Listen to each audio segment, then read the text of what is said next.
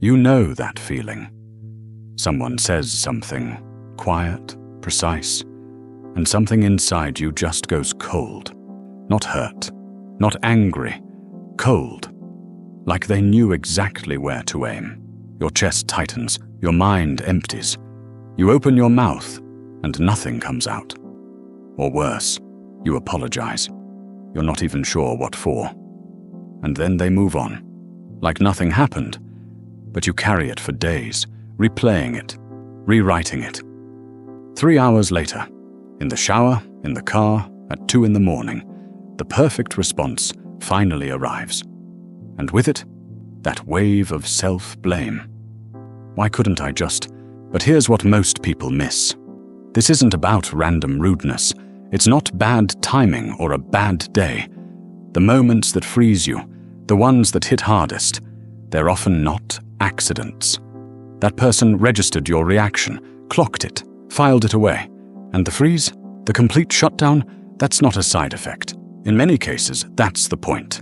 Because the most disorienting part isn't what they said. It's what happens afterward. The self-questioning. Was I too sensitive? Did I misread it? Maybe I overreacted. That doubt isn't a byproduct of the interaction. In many cases, it's the intended outcome. Here's what nobody tells you. Freezing isn't a weakness. It's not about being too sensitive, too emotional, too broken. It's a reflex, a deeply wired one. Your nervous system doing exactly what it was designed to do, shutting down when a threat appears. The problem isn't the reflex. It's that most people have no practiced response ready when the reflex fades. It's not a control problem. It's a reflex problem. And reflexes, unlike character, can be changed. In this video, we're going to look at 3 mistakes that keep people stuck in this pattern, and 5 specific responses that change the dynamic. Not communication tips, boundary-setting mechanisms. Each one does 2 things. It protects you in the moment, and it teaches the other person how to proceed. Research on interpersonal conflict consistently shows something counterintuitive. People who respond to provocative behavior with calm, curious questions, not defensiveness, not anger, but genuine, unhurried curiosity, tend to experience fewer provocations over time. Not because they became more confrontational, but because they became harder to read, less predictable, less rewarding to push. The goal isn't to win the exchange, it's to stop being the kind of target that invites one. There are 3 responses most people default to. All 3 backfire. The first, the apology reflex. Someone says something cutting. The instinct is immediate. Say sorry. Sorry, I didn't mean to. Sorry, I'm probably being too sensitive. The apology feels like it diffuses tension. It doesn't. What it actually communicates is this. Your behavior was normal. My reaction was the problem. The other person learns that provocation is safe, that the target will clean up the discomfort so they don't have to. The second, the desperate explanation. No, that's not what happened. Let me explain. When someone takes a shot and the response is to justify and clarify, it accepts a premise that was never fair, that something wrong was done that needs accounting for.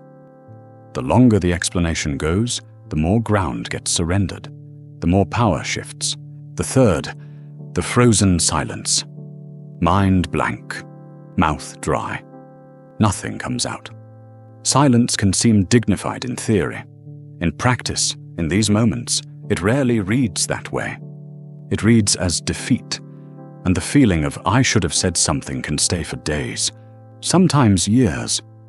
These 3 patterns share one thing. They leave the other person in control, and they teach, through repetition, that this is how things work between you.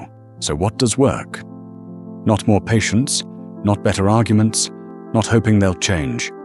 Something different, something most people never try, because nobody modeled it for them. There are 5 specific responses that interrupt this pattern entirely. Strategy 1.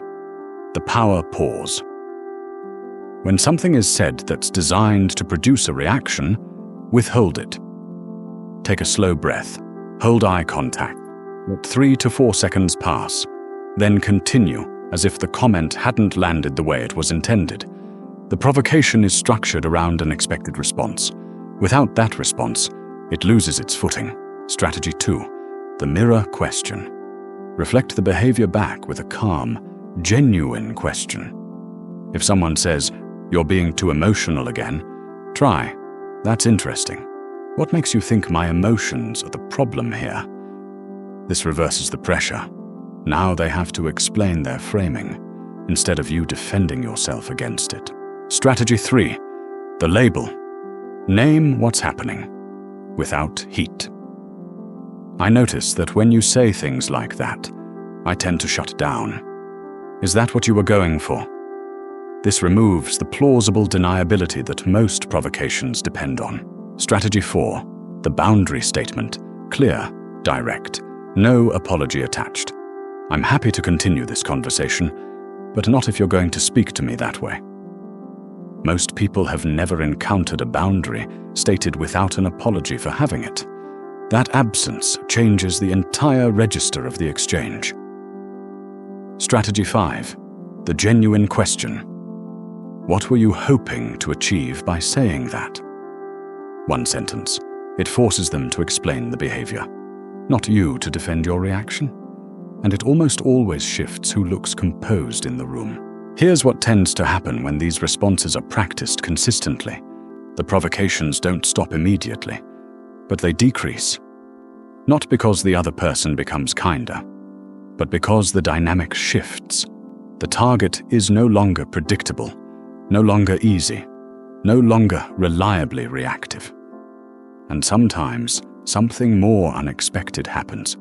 When someone stops flinching and starts responding with steady curiosity, the person doing the provoking is forced to confront what they're actually doing. In many cases, they haven't fully examined it themselves. The provocative behavior isn't always calculated cruelty. Often it's a learned pattern, a way of regaining control when something feels threatening. That doesn't make it acceptable, but it makes it comprehensible. And once the pattern becomes visible, once you can see what's driving it, you stop reacting to the surface. You start responding to what's underneath.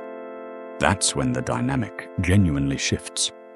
Not through force, through clarity. The cost of staying frozen isn't just awkward moments. It's the relationships quietly shaped by what you couldn't say, the opportunities that passed because you handed control back without realizing it, the slow erosion of trust in your own perception. These skills aren't just about handling difficult people. They're about staying intact around them. And it begins with one thing: understanding that the freeze was never the problem. It was just the signal that something needed to be learned, something most people go their whole lives without figuring out. When someone tries to trigger you, they're not responding to who you are. They're running a test, checking whether the old pattern still holds, whether you'll still freeze, still apologize, still hand control back without realizing it. The moment you don't, not through anger, not through silence, but through clear, grounded awareness, something changes in the room. That's not a technique. That's a shift in how power actually moves between people. If this named something you felt but couldn't explain, there's more like this here.